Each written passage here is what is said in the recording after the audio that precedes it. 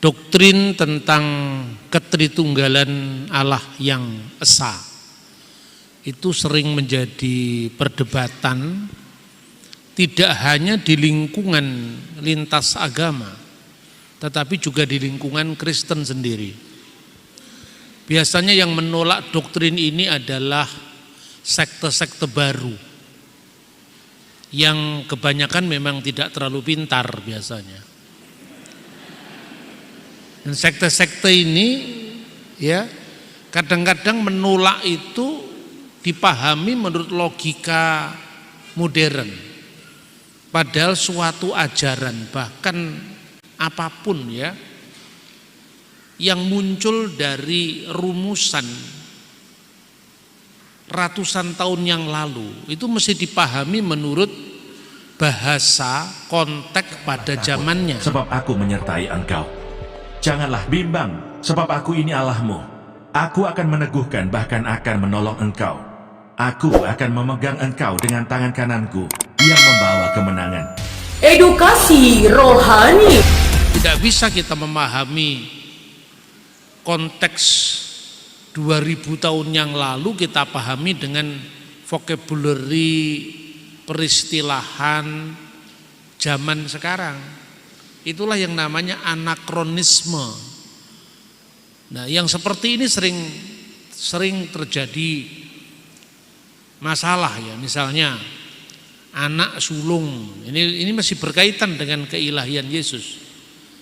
Sulung dalam budaya Timur Tengah kuno ribuan tahun yang lalu itu bukan sekedar anak yang lahir pertama. Dalam bahasa Ibraninya Bechor. Dan itu tidak hanya tercatat dalam Alkitab. Kalau Anda membaca inskripsi-inskripsi kuno, naskah-naskah hukum di zaman kuno, misalnya Prasasti Nusi yang ditemukan itu kira-kira tahun 2000 sebelum Masehi. Naskahnya sampai sekarang ada, ditemukan dalam penemuan arkeologi. Dan itu sejaman dengan Abraham. Ada seorang yang menjual hak kesulungannya dengan sebidang tanah. Coba dipahami menurut bahasa hukum zaman sekarang. Hak kesulungan itu apa? Masa kesulungan bisa dijual? Ya kan?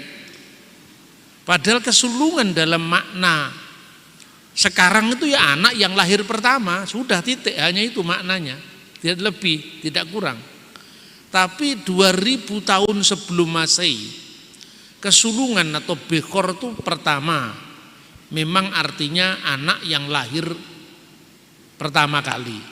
Kedua, dia memiliki hak untuk menjadi pemimpin mezbah keluarga, karena masyarakat zaman itu kan sangat religius. Ketiga, dia berhak menerima berkat orang tuanya, dan dia menerima properti atau warisan 2 kali lipat. Nah, kalau Anda membaca narasi kisahnya Yakub, oh ini orang curang kok bisa diberkati Tuhan, ya kan? Esau kelihatannya yang ditipu daya. Tetapi Esau itu sesungguhnya membatasi hak kesulungan hanya warisan atau properti secara lahiriah yang bisa ditukar dengan kacang merah. Jadi itu merendahkan sekali hak kesulungan. Sementara yang kedua menerima berkat orang tuanya dan menjadi pemimpin mezbah keluarga diabaikan. Nah coba, kalau ini dipahami dalam konteks zaman itu, tentu Yakub benar dan Esau itu merendahkan hak kesulungan. Ini dibuktikan dari Prasasti Nusi, Undang-Undang Lipit Istar. Nah, coba dipahami zaman modern, ada orang namanya Charles Taze Russell, pendirinya Saksi-saksi Yehova. Nah, kalau Yesus itu disebut anak sulung, dialah yang sulung yang pertama dari segala yang dijadikan Allah. Wah, berarti Yesus anak sulung, kita ini adik-adiknya. Jadi Yesus itu punya jabatan ya hanya lebih senior dari kita. Ini sudah salah, berlipat-lipat kali salahnya. Memahami konteksnya salah, penerapannya juga salah, studi gramatika bahasa asli juga tidak menguasai. Tapi karena ngomongnya banyak, menguasai media, jadi dianggap benar. Maka sesuatu yang populer itu belum tentu benar.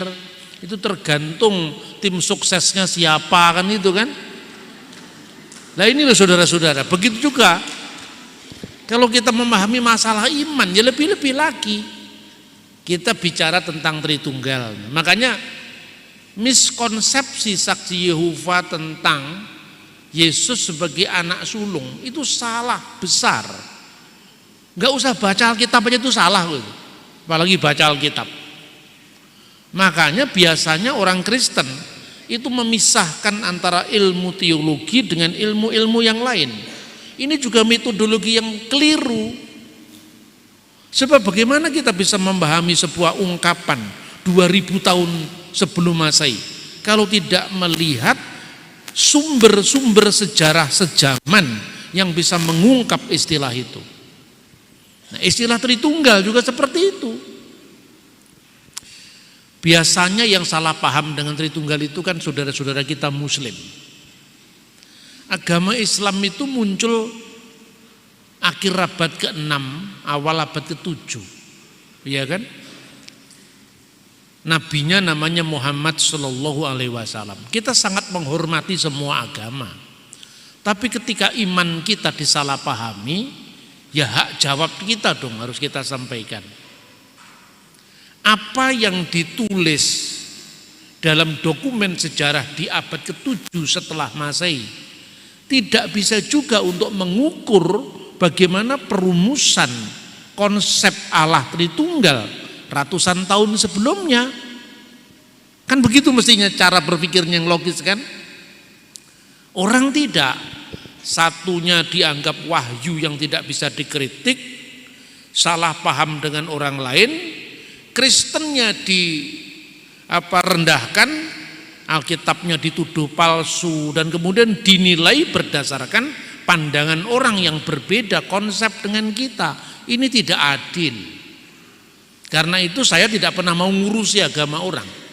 Saya hanya ingin meluruskan ketika orang membuat miskonsepsi terhadap kita. Salah satu pertanyaannya, kata Tritunggal kan tidak ada dalam Alkitab. Kenapa kita percaya? Maka saya jawab, lah judul kamu persoalkan, isinya kamu gagal paham. Sekarang saya tanya, agama apapun juga itu judulnya tidak selalu ada. Pengalaman iman itu mendahului formulasi teologis. Pengalaman iman itu mendahului rumusan, kok rumusannya yang dipersoalkan. Islam mengagungkan ajaran tentang tauhid, yang artinya paham yang mengesahkan Allah dari ilah-ilah yang lain yang dianggap sekutu baginya dan itu tidak layak. La ilaha illallah wahdahu la syarikalah.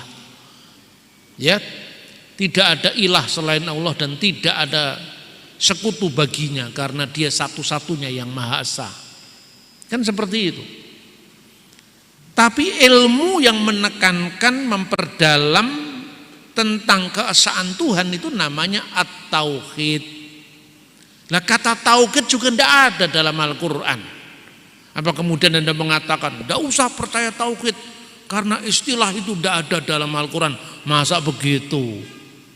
Begitu juga kita tidak percaya dengan Tritunggal karena Tritunggal itu tidak ada dalam Alkitab. Itu mainnya kurang jauh.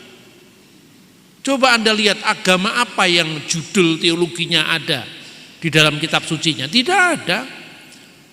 Orang Hindu menyebut teologinya Brahman Widya. Kata itu secara letterlek juga tidak ada dalam kitab Veda. Iya kan? Bahkan penamaan monoteisme, panteisme, politeisme itu kan hasil produk modern. Jangan digambarkan pada zaman Musa ada istilah tauhid. Sekalipun dalam kitab Taurat disebutkan Shema Yisrael Adonai Elohenu Adonai Echad. Dengarkanlah wahai Israel, Adonai itu Tuhan kita, Adonai Tuhan itu Esa misalnya. Tetapi kata monoteisme itu tidak ada di zaman Musa, kata tauhid tidak ada di zaman Yesus. Bahkan dalam Quran juga tidak ada judul itu. Tapi apakah itu salah? Ya enggak salah, wong itu substansinya ada, ajarannya ada, inti pengajarannya jelas dalam kitab suci, yaitu benar. Tapi judulnya tidak ada. Maka sekarang jangan tanya judul, pahami isinya, kan begitu. Nah, ini soal istilah tauhid. Istilah tauhid itu sejajar dengan monoteisme. Itu baru ditemukan di abad 17 oleh seorang ahli namanya Henry Moore. Dia mengatakan monoteisme itu adalah paham yang percaya tentang adanya satu Tuhan. Ketika kemudian disusun kamus bahasa Ibrani dan bahasa Arab, kata monoteisme dalam bahasa Inggris itu dialih aksarakan dalam bahasa Ibrani monoteism. Lalu diartikan apa maknanya monoteism. Dalam entrinya yang berbahasa Ibrani ditulis emunat hayikhud, percaya kepada keesaan, atau emunah biluhi ikhad, percaya kepada Allah yang esa. Sampingnya pakai bahasa Arab ditulis al-iman bi ilahin wahid, iman kepada Tuhan yang esa atau at-tauhid. Jadi istilah ini produk-produk modern, saudara-saudara. Makanya jangan judul dipersoalkan. Tapi dari manakah kita mengenal istilah Tritunggal? Ya, istilah itu baru muncul tahun 180-an Masehi. Diucapkan oleh siapa? Oleh seorang bapak gereja dari Antioquia, Syria. Namanya adalah Martheophilus al-Antaki, Theophilus dari Antioquia. Dia menyebutnya dalam bahasa Yunani triados, yaitu Trinitas. Trinitas itu bahasa Latin, bahasa Yunaninya triados. Apa itu triados? Ho theos Allah, ke ho logos auto, dan firmannya ketes sepias auto, dan kebijaksanaannya, yaitu roh kebijaksanaannya. Maka kata auto yang menunjukkan kepada himself, ya, kehologos auto dan firmannya, berarti nya itu menunjuk kepada siapa? Menunjuk kepada hotheos. Berarti keberadaannya hanya satu, yaitu Allah. Tapi dalam Allah yang satu itu ada firman-Nya, ada roh kebijaksanaannya, atau ada roh kudus-Nya. Nya itu menunjuk kepada yang satu tadi. Dalam yang satu itu ada firman-Nya, ada roh kebijaksanaannya. Itu tahun 180. Tapi apa sebelum itu tidak ada Trinitas? Baca dulu sejarah gereja. Karena iman kepada Trinitas itulah orang rela mati, kehilangan nyawanya demi iman yang dipegangnya. Martir yang bernama Polikarpus dari Smyrna, Polikarpus dari Smyrna, ini salah satu pemimpin awal dari 7 jemaat yang dicatat dalam kitab Wahyu. Dia disuruh menyangkal Yesus. Dia ditangkap di biara tempat dia berdoa oleh seorang perwira Romawi. Di dalam kereta itu disampaikan, "Bapak, kenapa kau tidak lebih kerjasama dengan saya ajalah. Saya tidak tega sebetulnya nangkap Anda. Sudah tua kan, umurnya 80 tahun. Kenapa? Apa sulitnya membakar dupa di depan kaisar dan menyebut kaisar Dominus et Deus, Tuhan dan Allah, Kurios Hotheos. Dia diem saja sampai kemudian ditanya di depan perwakilan dari prokurator Roma. Dia mengatakan, ketika dia ditawari, kamu pilih mati atau pilih hidup? Kalau kamu mau menyangkal Yesusmu, saya akan memberi kamu hidup. Tapi Polikarpus yang sudah bungkuk karena usia 86 tahun itu, dia berkata, 86 tahun aku mengikuti dia, dan tak satu kali pun dia pernah mengecewakan aku. Dia pilih mati ketimbang menyangkal Yesus. Dalam eksekusinya ketika dia dibakar, Polikarpus memuja Allah Tritunggal. Dia mengatakan, untuk inilah wahai Bapa Surgawi, aku datang dan memberikan diriku seutuhnya, kira-kira seperti itu, demi engkau, bagi engkau dan imam surgawimu yang kekal Yesus Kristus dan Roh Kudus, segala hormat kemuliaan bagimu. Amin. Dia pilih mati ketimbang menyangkal Yesus yang dihayatinya dalam konteks Bapa Surgawi, imam surgawi yang kekal, dan Roh Kudus segala hormat kemuliaan baginya selama-lamanya. Jadi dia menyembah Allah yang disebut Bapa Surgawi setara dengan penghormatannya, penyembahannya kepada imam surgawi yang kekal Yesus Kristus dan Roh Kudus. Semua data sejarah awal gereja, bahkan sebelum yang namanya konsili, menegaskan keesaan Tuhan sekaligus sentralitas Yesus Kristus dan Roh Kudus dalam persekutuan ilahi itu.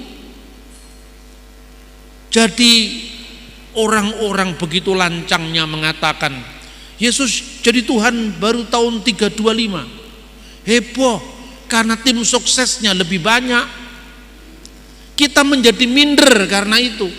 Padahal Anda cukup membaca buku sejarah. Hasil konsili Nikea, Konstantinopel, Efesus, itu datanya tercatat. Orang-orang atau para uskup yang hadir dicatat namanya juga. Dalam liturgi gereja ortodok Koptik, liturgi Basilius, makanya orang ortodok kalau ibadah minggu sampai 3 jam, itu disebut kami berdoa bersama 318 bapak-bapak konsili Nikea, 150 bapak-bapak konsili Konstantinopel, disebut satu-satu. Dan itu seperti kejadian minggu kemarin. Makanya saya selalu mengatakan gereja harus punya akar apostolik. Karena kalau tidak begitu, Alkitab langsung Luther, Alkitab langsung Calvin. Yang kosong ini diisi oleh orang-orang yang sok tahu tadi, Da Vinci Code, ya kan? Ada yang lancang mengatakan Yesus baru dilantik jadi Tuhan tahun 325. Padahal Anda baca buku yang mana Apostolic Fathers, itu ditulis oleh siapa? Ditulis oleh murid-muridnya para rasul. Misalnya Ignatius dari Antioquia, itu muridnya Rasul Petrus. Lah Anda membaca Alkitab Galatia, Petrus datang ke Antioquia di Galatia pasal 2. Tapi kenapa pikiran kita mandek? Kira-kira muridnya yang dididik Petrus di Antioquia siapa saja ya orangnya? Ada enggak dokumennya? Kan mestinya begitu kan? Tapi karena kita ini sudah terpotong dari akar sejarah.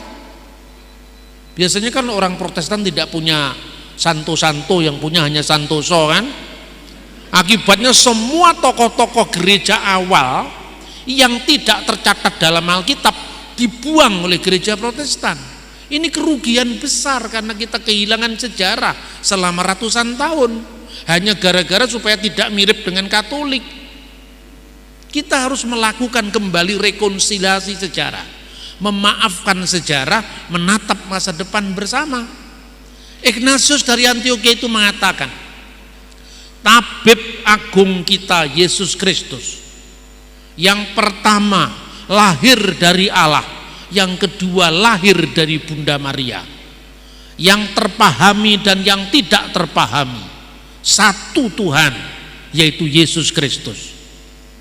Ek Theos ke ek Marias, yang lahir dari Allah sekaligus lahir dari Bunda Maria. Ketika konsili Nikia diselenggarakan, itu kan hanya reaksi terhadap kelompok bidat yang namanya Arius. Maka kemudian gereja menekankan, aku percaya akan satu Allah, Bapa yang Maha Kuasa, Khalik langit dan bumi, segala yang kelihatan dan yang tidak kelihatan. Kalau diterjemahkan bahasa Arab juga bunyinya sama, yaitu ilahun wahid, nu'min bi ilahin wahid, Allahul ab, tubid al-kul, qolikus sama'i wal ard, kullu mayuro wa ma la yuro. Saya tidak ngomong Islam, ini liturgi gereja ortodok, nanti salah paham lagi. Pak Bambang ngurusi Islam, ini bukan ngurusi Islam, saya cerita liturgi gereja saya kok. Ya toh, satu Tuhan, one God. Dari mana ayatnya? 1 Korintus pasal 8 ayat 4. Terjemahan Alkitab yang terbaru. Ya, saya anjurkan gereja segera membeli itu. Terjemahan baru edisi 2 diterjemahkan, dan tidak ada ilah lain selain Allah yang esa. Dalam Alkitab bahasa Arab diterjemahkan wa alla ilaha illallahul ahad. Alkitab yang terbaru tidak lagi ditulis dan tidak ada Allah lain. Allah itu tidak bisa lain lagi. Allah itu hanya satu, karena asalnya dari al-ilah. Maka semua kata Allah dalam huruf kecil sekarang sudah dihapus dari terjemahan Alkitab terbaru. Itu karena penerjemah yang lama itu menyamakan kata Allah dengan kata God dalam bahasa Inggris. Kalau God bisa huruf kecil, tapi kalau Allah tidak bisa huruf kecil. Orang lagi mengatakan Alkitab kok direvisi. Yang direvisi terjemahannya dul, bukan Alkitab bahasa aslinya. Ini orang isinya salah paham, pahamnya salah, kok terus menerus ada. Kadang-kadang kita ini ya bosen juga, tapi setiap saya mau bosen menyampaikan amanat ini, selalu saya diingatkan, kamu kalau bosan menjelaskan kalah dengan setan, karena setan itu tidak terlalu pinter-pinternya hanya mengulang-ulang dan telaten, ya toh. Yang kedua, one God, satu tadi. Yang kedua, one Lord, Elohim echad dan Adonai echad. Dikatakan dan satu Tuhan. Nah, Tuhan di sini tidak lagi bermakna sembahan, tapi bermakna Lord, yang dijunjung tinggi, yang punya otoritas. Itulah bedanya kata Allah dan kata Tuhan. Bedanya antara kata Elohim dan kata Adonai. Bedanya antara Deus dan Dominus. Bedanya antara Theos dan Kurios, kira-kira seperti itu. Ini mesti clear dalam katekisasi supaya kita tidak bingung lagi, ya. Dan satu Tuhan, satu junjungan agung, satu Tuhan di atas segala Tuhan, satu Tuhan, Yesus Kristus, yang diperanakkan dari Bapa sebelum segala abad, anak tunggal Allah, monogenes Theos, yang diperanakkan dari Bapa. Ada enggak orang diperanakkan dari Bapa? Yang diperanakkan mesti dari mama, enggak ada diperanakkan dari Bapa. Ini artinya apa? Kita baca berkali-kali waktu katekisasi, tapi pernahkah kita berpikir beranak kok dari Bapa? Karena kita sudah terbiasa mendengar itu. Tapi bagi orang di luar kita bisa sedikit memberikan stressing, diperanakkan dari Bapa. Mana ada di dunia orang diperanakkan dari bapak? Semua juga diperanakkan dari mama. Karena yang punya rahim itu mama, bapak tidak punya rahim. Kenapa diperanakkan dari bapak? Karena ini bukan beranak secara fisik. Ini untuk menekankan bahwa Tuhan itu tidak beranak dan tidak diperanakkan secara fisik. Maka orang Kristen 1000% percaya dengan apa yang disampaikan oleh saudara Muslim, lam yalid walam yulad walam yakul lahu kufuwan ahad. Allah itu tidak beranak dan tidak diperanakkan dan tidak sesuatu pun yang setara dengan dia. Amin. Makanya Oma Irama itu benar, Tuhan tidak beranak dan tak diperanakkan. La ilaha illallah, tiada Tuhan selain Allah. Itu betul. La ilaha illallah ada di 1 Korintus 8 ayat 4 dalam Tudis Arabic Version atau Good News Arabic Version. Mana penerbitnya? Beirut, Darul Kitabil Muqaddas Fisarkil Ausat, ada semua lengkap. Tuhan tidak beranak secara fisik, jelas diperanakkan dari Bapa sebelum segala abad, karena itu bukan beranak dalam ruang atau dalam waktu. Lalu turun ke dunia, diperanakkan dari Bunda Maria, ini beranak fisik. Hanya bedanya kalau manusia-manusia lain diperanakkan dari hasil hubungan suami istri, Yesus diperanakkan tanpa benih laki-laki, langsung dari Roh Tuhan, gitu loh. Makanya dalam konsili Efesus ini, konsili semua clear. Firman Allah yang turun ke dunia, firman Allah yang sehakikat dengan Allah, diperanakkan dari Bapa tanpa ibu sebelum segala masa, turun ke dunia diperanakkan dari ibu tanpa bapak secara fisik. Jadi wulida minal ab ilahan biduni dilahirkan dari bapa secara ilahi tanpa seorang ibu, lalu turun ke dunia untuk menekankan apa? Tanpa seorang ibu. Ini bukan anak beranak secara fisik, turun ke dunia, lahir dari ibu tanpa seorang bapak, untuk menekankan bahwa Yesus itu benar-benar anak Allah, benihnya benih surgawi, bukan anaknya Yusuf. Apalagi Yusuf kalah, kan begitu. Terlalu mudah sebetulnya untuk memahami itu kalau kita paham konteksnya, kan gitu kan. Nah baru kemudian dalam kemanusiaannya itu, ya, Yesus itu mati di kayu salib pada masa pemerintahan Pontius Pilatus, kemudian pada hari ketiga bangkit di antara orang mati, naik ke surga, duduk di sebelah kanan Allah Bapa yang Maha Kuasa, dan akan datang dari sana untuk menghakimi orang yang hidup dan orang mati. Itu bicara tentang kristologinya. Lalu aku percaya kepada Roh Kudus. Roh Kudus itu asalnya dari mana?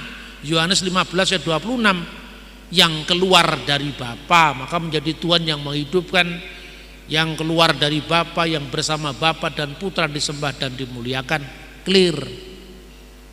Sebelum ada konsili universal yang namanya konsili oikumenis tahun 325 dan konsili oikumenis di Konstantinopel sekarang Istanbul, Turki, tahun 381. Itu setiap gereja lokal tuh punya pengakuan iman waktu itu.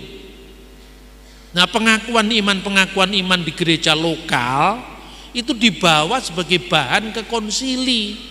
Jadi bukan baru muncul tahun 325. Sejak gereja muncul, ya gereja sudah punya pengakuan iman.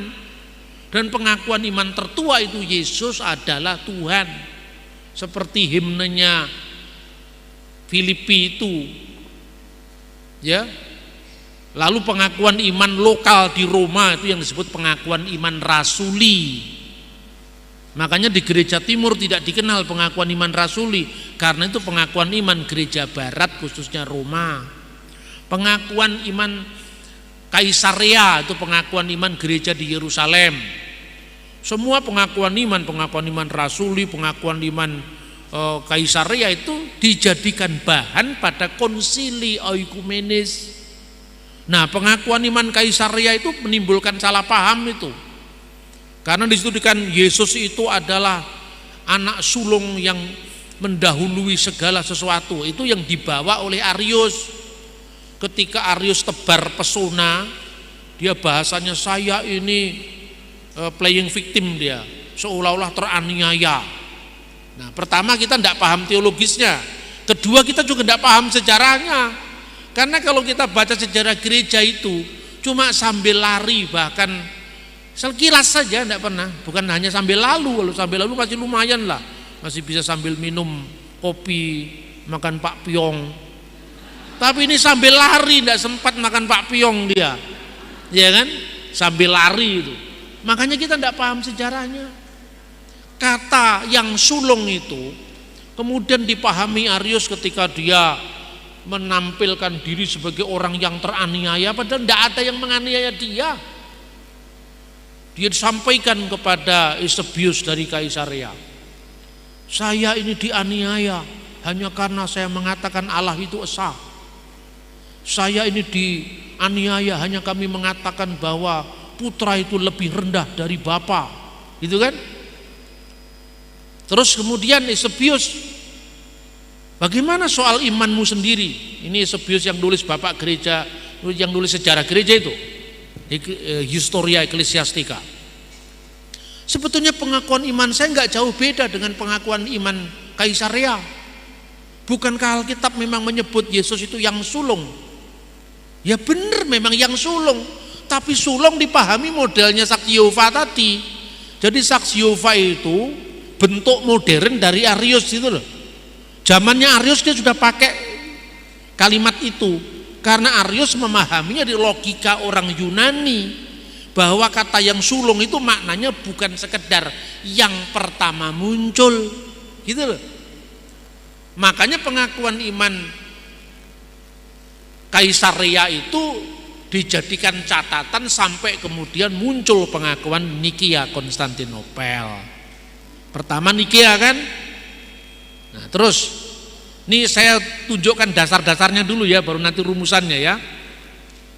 Moga-moga tidak sulit dipahami, karena saya bahasanya seperti bahasa orang cerita kan. Kalau Anda bahasanya bahasa teologis seperti di kampus-kampus itu, pusing semua. Akibatnya kita mengatakan semakin kita belajar semakin kita tidak mengerti. Saya jamin setelah Anda mendengar saya semakin Anda mengerti. Sekalipun ya Allah tidak bisa kita mengerti sepenuhnya dengan akal pikiran kita. Karena Trinitas itu bukan irasional, tapi transrasional, di atas akal. Tapi pola pikirnya masuk akal, ya kan?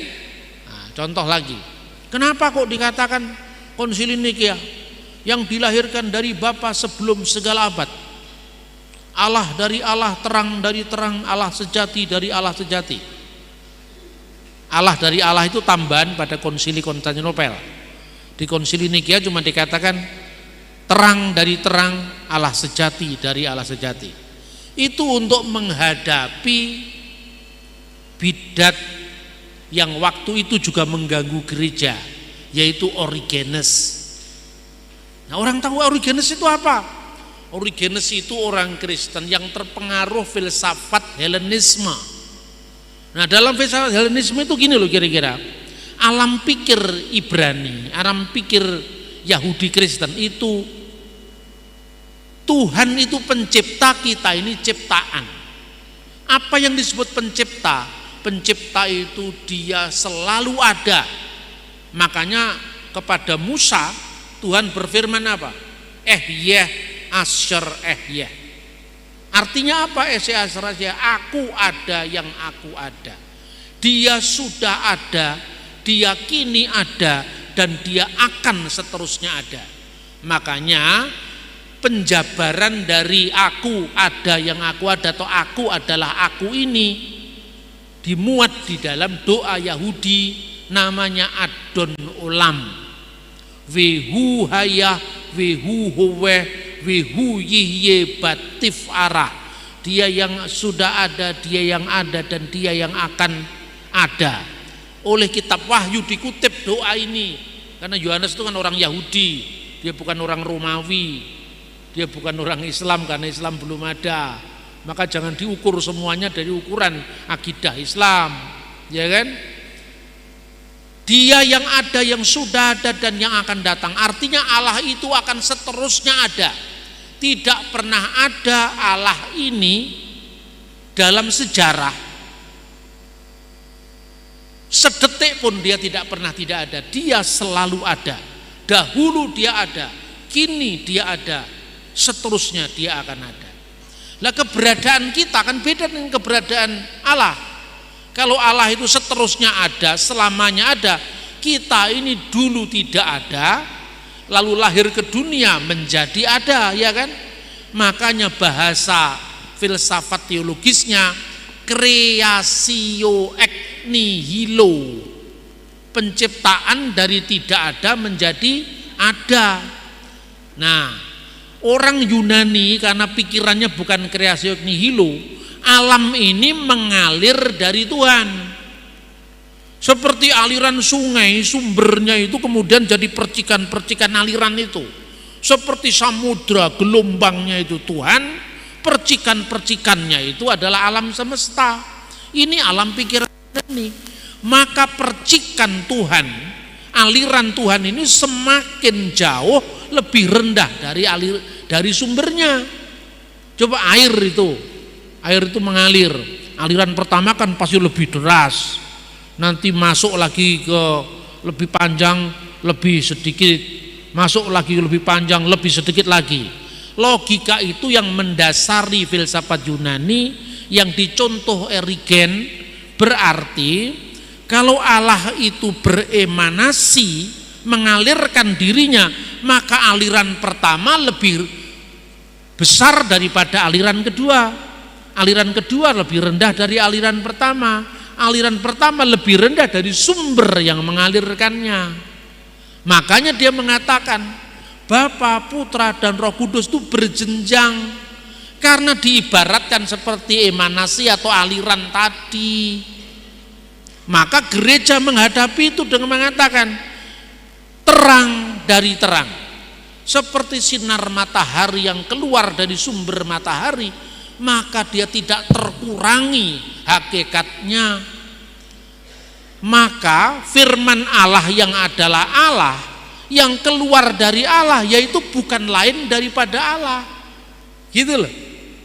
Nah, yang kedua, dilahirkan tidak diciptakan. Jadi saya cuma ngomong dari pengakuan iman panjang itu loh, nggak pakai sumber-sumber lain saya. Dilahirkan tidak diciptakan. Kenapa? Karena firman Allah itu sebelum keluar dari Allah, apa artinya firman keluar dari Allah itu? Allah menyatakan diri lewat firman-Nya. Karena tidak seorang pun yang pernah melihat Allah. Makanya kemarin saya protes gambar itu. Gambar Allah Bapa, rambutnya putih, lebih senior, putranya rambut hitam, ya kan? Terus di atasnya Roh Kudus. Itu bukan gambar teologis. Itu gambar ngawurnya orang Eropa. Kan orang Eropa itu kan terlalu bebas, segala-galanya bebas kan. Orang Kristen tidak melihat Alkitab, tapi hanya lihat gambarnya seniman. Makanya gambar itu saya haramkan, itu Allah tidak bisa digambar. Karena jelas sekali dalam Alkitab tidak seorang pun pernah melihat Allah. Loh, tapi Yesus kok digambar, Pak? Tapi ya, anak tunggal yang di pangkuan Bapa dialah yang menyatakannya. Yang bisa digambar itu wujud inkarnasi Allah ke dunia. Jadi kemanusiaan Yesus yang digambar. Tapi Allah Bapa, wujud Allah tidak bisa digambar, karena tidak seorang pun pernah melihat Allah. Lah Roh Kudus bentuk burung merpati. Alkitab tidak pernah mengatakan burung merpati itu Roh Kudus. Alkitab mengatakan Roh Kudus dalam bentuk burung merpati. Ini yang namanya teopania, penampakan ilahi. Bukan setiap ada burung merpati itu adalah Roh Kudus. Nah kalau begitu kan kacau, nanti ada Roh Kudus goreng. Makanya bahasa teologis itu berbeda dengan bahasa sehari-hari, saudara-saudara. Ya. Nah, kemudian Arius itu mengatakan, ini kan Origenes kan sudah selesai kan, dikatakan Allah dari Allah, terang dari terang, Allah sejati dari Allah sejati. Sinar yang keluar dari matahari ya sehakikat dengan matahari. Ya kan? Panas yang keluar dari sumber matahari ya sehakikat dengan matahari. Karena apa? Itu satu hakikat, maka homoousios bahasa teologisnya itu. Lah, si Arius mengatakan homoiousios. Mirip, kalau mirip sekarang begini. Katanya Arius. Makanya rame itu gereja waktu itu. Ada waktu di mana firman Allah, di mana anak Allah pernah tidak ada. Dipanggil dia sama patriarknya, Patriark Alexandria. Sekarang namanya gereja Koptik Ortodok di Mesir. Dipanggil, "Hei Arius, sudah benar kamu ngomong seperti itu? Coba kamu pikir lagi. Memang kenapa? Kamu mengatakan pernah ada, firman itu tidak ada. Pernah ada waktu di mana anak Allah tidak ada. Anak Allah itu artinya apa sih? Anak Allah itu kan monogenes theos, bukan Allah beranak, bukan. Allah menyatakan diri lewat firman-Nya, maka firman Allah yang kekal itu dikiaskan dengan anak Allah. Lalu Arius mengatakan ada waktu di mana anak Allah tidak ada. Nah, sekarang anak Allah itu firman Allah. Kalau kamu mengatakan ada waktu firman Allah pernah tidak ada, lah berarti kan Allah pernah ada tanpa firman-Nya. Ayo sekarang, dulu Allah ada dulu kan, wujudnya, eksistensinya. Belum ada firman, karena Arius mengatakan ada waktu firman Allah tidak ada. Lah waktu Allah belum punya firman itu berarti pernah tidak maha kuasa. Waktu Allah belum punya firman berarti dia tidak bisa mencipta. Waktu Allah belum punya firman berarti tidak punya hikmat. Loh, masa Allah kok seperti ini? Maka tidak bisa, itu salah. Firman Allah harus kama kekal dengan Allah. Tidak pernah ada waktu di mana Allah ada tanpa firman dan tanpa rohnya. Itulah kira-kira logikanya gereja waktu itu. Jadi logikanya gereja itu sangat brilian karena dituntun Roh Kudus. Yang lain-lain ini nggak tahu dituntun sama siapa itu. Karena biasanya ya orang yang tidak terlalu cerdas itu banyak bertingkah, itu persoalannya. Ya seperti Arius ini, ketika dikonfirmasi, coba kamu tanyakan, kalau firman pernah tidak ada, berarti ada waktu di mana Allah itu pernah ada tanpa firman-Nya. Sudah kamu pikir itu logika itu? Marah dia, ditegur. Tapi karena dia pengkhotbah yang karismatik dan tim suksesnya banyak, makanya dia khotbah di pasar-pasar di Alexandria. Lalu dipanggil lagi, sini, kamu itu selesaikan dulu kalau punya pendapat, jangan begitu. Dia sudah dikasih dalam sinode lokal, tapi dia menolak. Belum konsili itu sinode lokal, dia menolak. Akhirnya terpaksa, kamu harus keluar dari Mesir, jangan bikin onar di pusat gereja ini. Waktu dia keluar dari Mesir, dia tebar pesona, menyatakan diri seolah-olah dia pihak yang teraniaya, dan itu yang banyak dikutip oleh penulis modern. Seolah-olah konsili Nikea itu ditegakkan oleh tangan besi Kaisar Konstantinus. Kan begitu yang sering kita bahas. Salah itu karena apa? Peristiwa Arius itu muncul tahun 318. Konsili baru diadakan tahun 325, ada waktu 7 tahun. Kalau kaisar pakai tangan besi tidak perlu nunggu 7 tahun.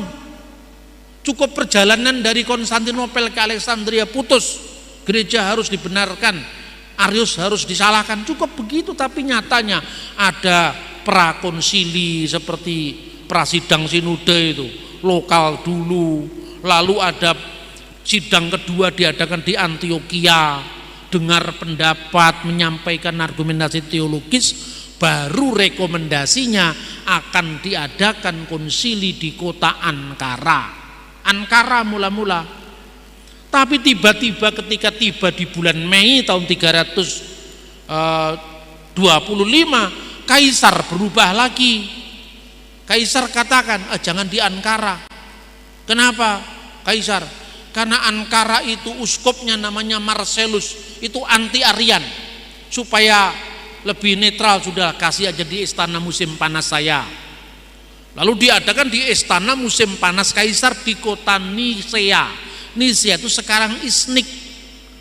Nah, karena di istana musim panas Kaisar tidak ada kereta umum yang ke sana, maka semua delegasi yang datang dari seluruh dunia itu dijemput dengan kereta keagungan Kaisar.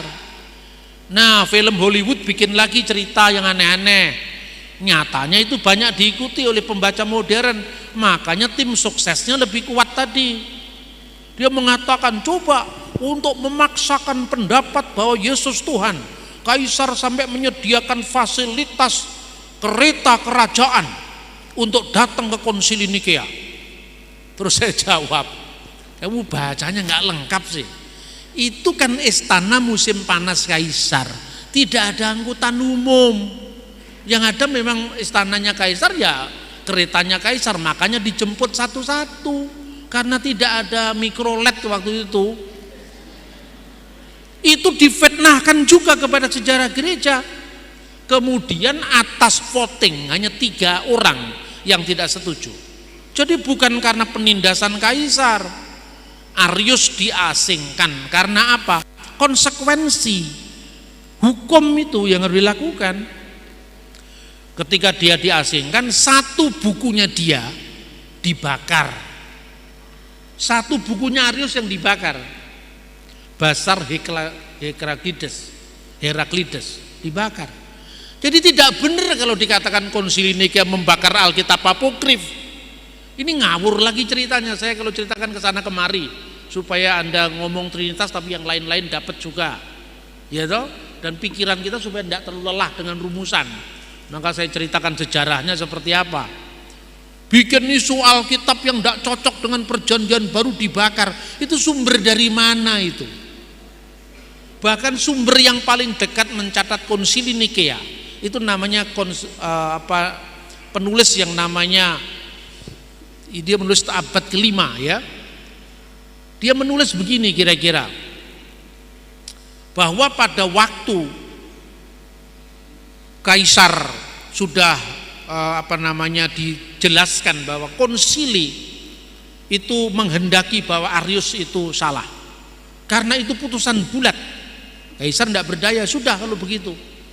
Tapi jaga baik-baik ya, supaya pasokan gandum dari Alexandria tidak macet ke ibu kota negara. Kan politikus kan mikirnya begitu. Jarang politikus mikir teologi kan. Nah, akhirnya apa? Habis pulang Hosius, pemimpin sidang itu, pemimpin sidangnya namanya Hosius, pulang ke Spanyol. Tinggal 1 orang yang menjadi tim suksesnya Arius, pendukungnya Arius, namanya Eusebius dari Nikoman. 2 Tesalonika pasal 2. Kedurhakaan sebelum kedatangan Tuhan. Tentang kedatangan Tuhan kita, Yesus Kristus, dan terhimpunnya kita dengan Dia, kami minta kepadamu, saudara-saudara, supaya kamu jangan lekas bingung dan gelisah, baik oleh ilham roh, maupun oleh pemberitaan atau surat yang dikatakan dari kami, seolah-olah hari Tuhan telah tiba. Janganlah kamu memberi dirimu disesatkan orang dengan cara yang bagaimanapun juga, sebab sebelum hari itu, haruslah datang dahulu murtad, dan haruslah dinyatakan dahulu manusia durhaka yang harus binasa, yaitu lawan yang meninggikan diri di atas segala yang disebut atau yang disembah sebagai Allah. Bahkan ia duduk di bait Allah dan mau menyatakan diri sebagai Allah. Tidakkah kamu ingat bahwa hal itu telah kerap kali kukatakan kepadamu ketika aku masih bersama-sama dengan kamu? Dan sekarang kamu tahu apa yang menahan dia, sehingga ia baru akan menyatakan diri pada waktu yang telah ditentukan baginya. Karena secara rahasia, kedurhakaan telah mulai bekerja. tetapi sekarang masih ada yang menahan.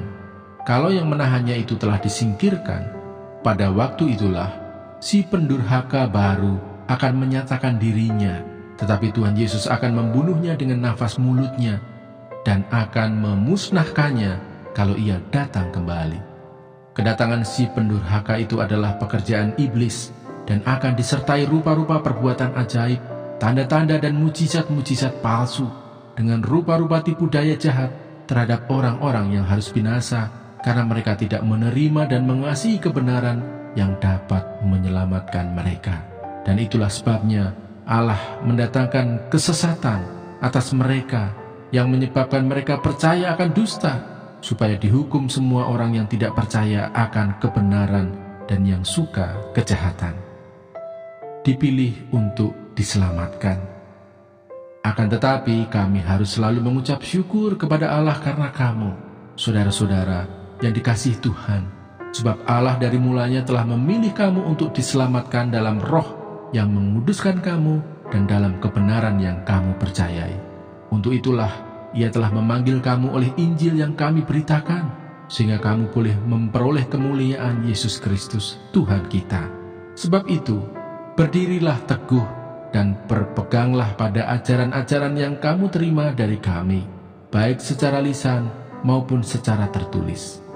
Dan Ia, Tuhan kita Yesus Kristus dan Allah Bapa kita, yang dalam kasih karunia-Nya telah mengasihi kita dan yang telah menganugerahkan penghiburan abadi dan pengharapan baik kepada kita, kiranya menghibur dan menguatkan hatimu dalam pekerjaan dan perkataan yang baik.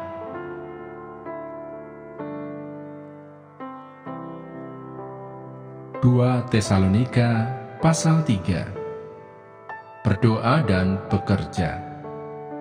Selanjutnya, saudara-saudara, berdoalah untuk kami, supaya firman Tuhan beroleh kemajuan dan dimuliakan, sama seperti yang telah terjadi di antara kamu, dan supaya kami terlepas dari para pengacau dan orang-orang jahat, sebab bukan semua orang beroleh iman. Tetapi Tuhan adalah setia. Ia akan menguatkan hatimu dan memelihara kamu terhadap yang jahat.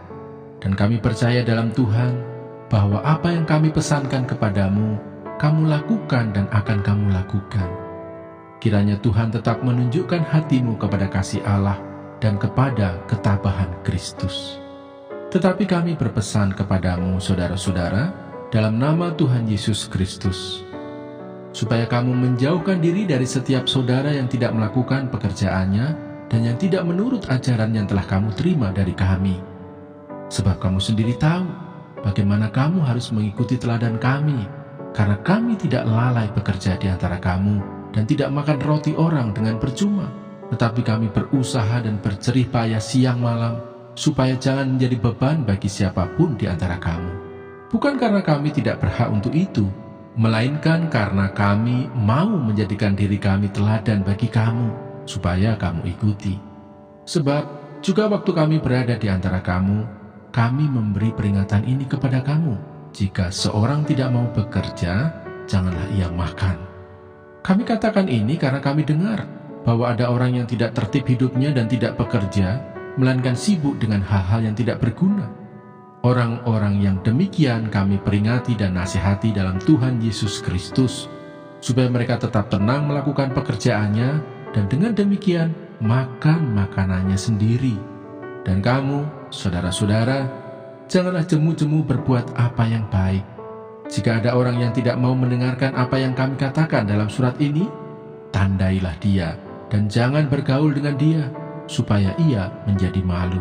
Tetapi janganlah anggap dia sebagai musuh, tetapi tegurlah dia sebagai seorang saudara. Salam. Dan Ia, Tuhan damai sejahtera, kiranya mengaruniakan damai sejahteranya terus-menerus dalam segala hal kepada kamu. Tuhan menyertai kamu sekalian. Salam daripadaku, Paulus. Salam ini kutulis dengan tanganku sendiri. Inilah tanda dalam setiap surat. Beginilah tulisanku. Kasih karunia Yesus Kristus Tuhan kita menyertai kamu sekalian. Takut, sebab aku menyertai engkau. Janganlah bimbang, sebab aku ini Allahmu. Aku akan meneguhkan, bahkan akan menolong engkau. Aku akan memegang engkau dengan tangan kananku yang membawa kemenangan.